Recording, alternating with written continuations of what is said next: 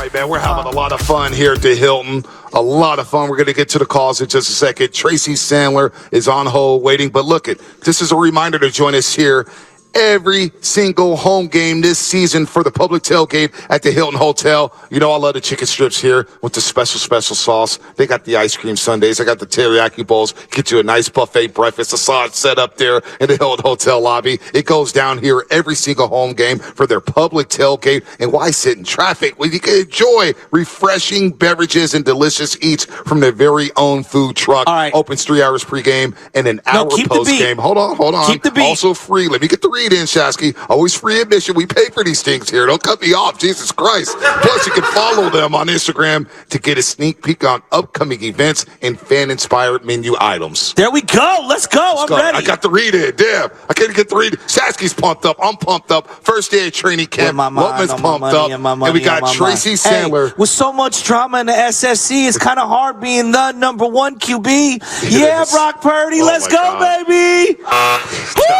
That was an awesome. That was. I was just waiting to bust it. You just wouldn't let me. I was trying to get the read in, man. We pay for these things. I didn't know you wanted to freestyle. Tracy Sandler, and we got her on hold. Got Tracy Sandler on hold. Well, she is a Dodger fan, so it's okay to keep her on hold. Yeah, she's the CEO of Fangirl Sports Network. I love her podcast, man. She has a lot of people. Just had Travis Ward, Mooney Ward on the podcast, who does great work. Been covering the Niners for a long time. Tracy, good morning. It's so good to hear from you. So good to see you here at practice. It's going to be great to see you at practice. And so what you're telling me is you're not having me on to talk about the Dodgers' epic ninth-inning comeback last night? No, Kiki Hernandez, we do not care about. Yeah, no, well, listen, I was asleep by then. I was sleeping through the 2-1 snooze fest that the Giants had over the Oakland A's in the Babe Ruth series. Hey, baseball season at me right now is completely dead, Tracy. That is yesterday's news. Well, thank you for having me. I always love coming on to talk to you guys. Absolutely. And listen, we got the Barbie movie on, and trust me, we're getting some Barbie questions in a second. But look, Brock Purdy, was it a surprise to you to hear Kyle Shanahan and John Lynch yesterday at practice basically say, hey, look, Brock Purdy's been cleared. He's a full go. Were you shocked by that development, Tracy? I would say that it was surprising that he was ready that quickly. It's not surprising that they're so committed to him as their starting quarterback, because they really have been for quite some time. But we certainly didn't think he'd be ready quite this quickly. But I will say, Kyle Shanahan said in OTAs, I fully expect him to be ready to start week 1, which did tell me things were moving along at a pretty solid and rapid pace, because he said it with such confidence, and I just never didn't think he'd actually say it if he really didn't feel that way. So it was surprising, but, good for Brock, defying expectations everywhere he goes. And he will be the starting guy. They're going to ease him into it a little bit. He'll be on a pitch count. So at today's practice, he won't practice because he's thrown the last couple of days, but he'll be back out there tomorrow. And in the next couple weeks, they're hoping that he's just full go, practicing every day, and QB1. The Niners may have found their franchise QB. Why do you say may? What's the hesitation? I mean, just because we'll see what happens in the season, because so many things can happen, because someone can get hurt or et cetera. But I think all signs point to him being their franchise quarterback. He's been able to run the system. He's been able to run it well. Kyle Shanahan trusts him. He wins games. He's really good on the fly. He has mobility. I mean, he's really everything that Kyle Shanahan has been wanting in a quarterback. He just came at a time when people didn't expect him to. But isn't that life, guys? Isn't that how life goes anyway? Well, yeah, and I think everyone's ready to make sweeping indictments on the back end of the depth chart, and I'm just in no hurry to make any decisions. I want to let things play out, right? Because to me, this is all about fielding the best top to bottom roster. And if there's any team that should be aware that, hey, you got to have a deep team, it would be the team that's been leading the NFL in injuries and specifically went through 4 quarterbacks last year. So how do you view Trey Lance, Sam Darnold, I guess Brandon Allen to a lesser degree? How do you view what they should do here over the next couple of weeks? I think they're going to end up with 3 quarterbacks on the roster for all the reasons that you just mentioned. But in the next couple weeks, Sam Darnold and Trey Lance will split the first-team reps on the days Brock is not practicing. On the days Brock is practicing, he will get the first-team reps. And that is how they're going to do it, and which is not unusual for a team and their backup quarterbacks. And when they're trying to make a decision, as who QB2 is going to be, but Kyle was pretty clear about that yesterday on how they're going to divvy it up. And I would assume, and I'd be surprised if they don't keep all three quarterbacks on the roster, because certainly they went through a number of quarterbacks last year and it still wasn't enough. So they're not a team that's getting so ready to lose quarterbacks, but they are committed to Brock Purdy being their starter, and I completely understand why. Tracy, aside from the quarterback position here, because we're going to be hyper-focused on that throughout training camp, but what are some of the other positional battles that you have your eyes on? Is it the third wide receiver? Is it right tackle? What are some of the other positions or camp battles you have your eyes on as we open up training camp? Well, absolutely wide receiver. I think wide receiver is a low-key, very interesting position to watch, because you have really Juwan Jennings and Ray McCloud both right now on one-year deals, and a lot of youth in that wide receiver group. So I think that's a really interesting one to watch, the third wide receiver for now and for the future. You know, can Danny Gray show that he has what they thought he did when they drafted him, or does Ronnie Bell come in and make a really big case to make this team? Right tackle, of course. Right now, Colton McKivitz, the presumptive starting right tackle, but it is a big loss not having Mike McGlinchey. For as much as people complained about him on Twitter, etc., it is a huge loss not having Mike McGlinchey, and that offensive line certainly defied expectations last year, but they're in a precarious position. That line could potentially be one major injury away of being a disaster. So that is one to watch, especially, of course, at the right tackle position. In the secondary, I think we have some things to watch. I do think, obviously, Mooney Ward is, of course, CB1.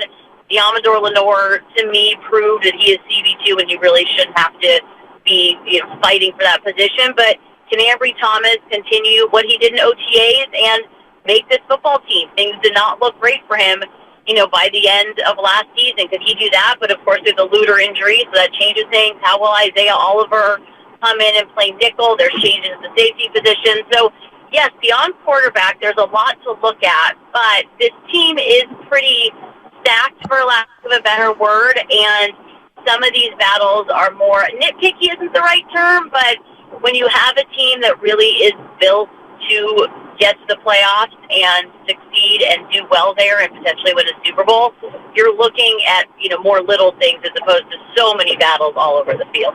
Yeah, I got a question about, linebacker. They've done such a great job finding guys. Al-Shaair not here anymore, and Greenlaw does get banged up. He has a tendency to get penalized a lot, and they've needed that third linebacker. Who do you think that other linebacker steps up and becomes?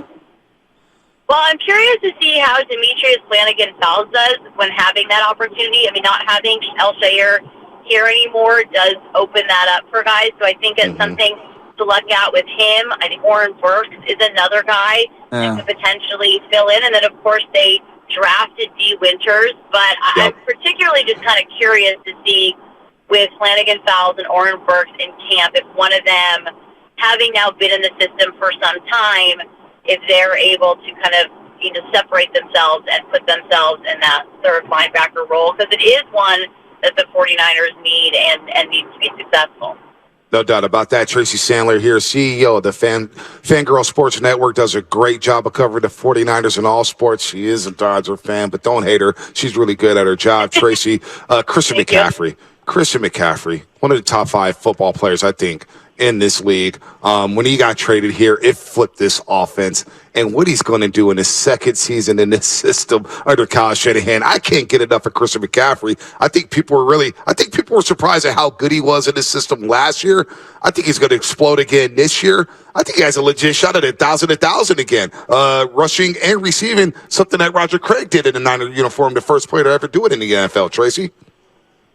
I don't disagree with you. He'll have now had an entire offseason with the playbook. He said yesterday there's a big difference in coming in week 7 and doing everything you can to learn it, but now you have an entire offseason. You have an entire training camp. Kyle Shanahan has all this time to scheme for him, to plan for him. I think we definitely are looking at somebody who could go 1,000 and 1,000. And just, you look at the way he practices, you look at the way he approaches everything. He's similar to Bosa in that way. They have a similar work ethic, similar paying attention to every step, to everything that goes in their mouth. And I think he has the potential for an absolutely tremendous season, and I'm sure Kyle Shanahan is just salivating at what he can do with a Christian McCaffrey who's now been here, knows the playbook, and paired with a Deebo Samuel who certainly looks like he's made a lot of off-season strides and is mentally very much in the game. I mean, I think this is like Kyle Shanahan's dream scenario. Last year, Deebo had a down year. I mean, he'd be the first to admit it. I was saying it out loud. He had a great, yeah, he had a great playoff game, but he had a down year. Who's the guy you worry about having a down year this year? I don't necessarily worry about someone having a down year. I think somebody that we haven't talked about that I think it's very important for him and for the team that he has a good year is Drake Jackson. So I don't know if there's anyone I'm looking at thinking like, oh, I hope they don't have a down year. Right. But I think Drake Jackson has a really important year ahead of him. Yes, it's only his second year in the NFL, but he was pretty humbled last year, being a healthy scratch those last several games. Yep. And I think he really had a wake-up call as to what it takes to be successful in this league and what you need to do and how you need to take care of yourself, what an off-season needs to look like. So I am more kind of curious to see how that plays out because they do want him to be, the guy on the other side of the line. They want that potential for him, but he has to show them this year that he can be that guy and that he was really worth the pick where he picked him. So I think that's kind of a little bit more my focus. That he and Danny Gray, who we did talk about, I think are two people who really have to prove that they can have an up year. No doubt about it. I don't know if we would call it like a down year if it goes well, but they need to prove they can have an up year. And so those are the two I'm really interested to see, what happens in those terms. That's a really good call there. Drake Jackson, we're discussing him earlier. He's going to get an opportunity to go one-on-one on the other side of Nick Bosa. Heck, it could be Cleveland Farrell, could be Kerry Hyder Jr. under Chris Kosaric, the longtime D-line coach with the 49ers, one of the best in the business. But, Tracy, we're burying the lead. You were once versus Shasky was surprised when I told him this. You were once the voice of Barbie. For what, 5 years, Tracy? 5 years? Yep, is this a cartoon? I was the voice of Barbie. The Barbie cartoon or just the voice through the commercials? What? I did commercials, but they had two websites, one called Barbie.com and one called BarbieGirls.com. And so I was the voice of both of those sites and then a number of commercials. So with this Barbie movie out, one, I guess I'll just lead off by saying, how many times have you watched the movie so far? I've only seen it once, but I have to say it's so good. And it has so many good messages. It's really fun, but it actually has a lot of good messages. I cry times. It's really, really well done. I think they absolutely. Did you dress up as Barbie to go see the Barbie movie, Tracy? Did you dress up as Barbie? Tracy, before you answer, Tracy, I did wear pink. You were pink. Okay. I was going to say, this is a judgment-free zone. I'm a Star Wars fan. You guys can all see it on my Instagram if you want. You can follow them. This is a shameless plug. If you go to @Tracy Sandler, you can all see me in my pink Barbie outfit for the movie today. Knowing our roasters, Tracy, they're going to love your football coverage and your Barbie coverage, and you're going to get about 100 new followers in about 2 minutes, Tracy. Guaranteed. Fantastic. There it is. Thanks, guys. There it is right there with the Barbie. We see it. We got it pulled up right now, Tracy. Wow, the voice of Barbie. This must have been a dream come true. Wow, look at that. Sam, let me just put up. Our roasters are already talking about it. So you see Tracy. You want me to do the voice? Do the voice. Go ahead. Give us 15 seconds. Tell us, Brock Purdy is QB1 for Kyle Shanahan this year in the Barbie voice. Hi, it's Barbie. Just letting you know, Brock Purdy is QB1 for Kyle Shanahan this year. Barbie loves football. That is my God. Oh, my God. You guys are so welcome. And we got it for free, Tracy, because, listen, we're broke as hell, so we got no money for you anyway. So thank you for that. Wait a minute. That will live on forever. Tracy, now I want you to ask Nick Bosa a question, and I'll be Nick Bosa. Do it in a Barbie voice. You've gotten all your Barbie voice. That's all your Oh, well, Barbie, I'm sorry. I'm going to have to see you out on the field. I don't know. I guess we'll talk to you later. Tracy, we'll see you in 45 minutes for practice. Thanks, Tracy. I can't wait. You're the best, Tracy. It's going to be a treat. I'll see you guys very soon. All right, I'll Tracy see you Sandler. soon. I guess we're going to play football today.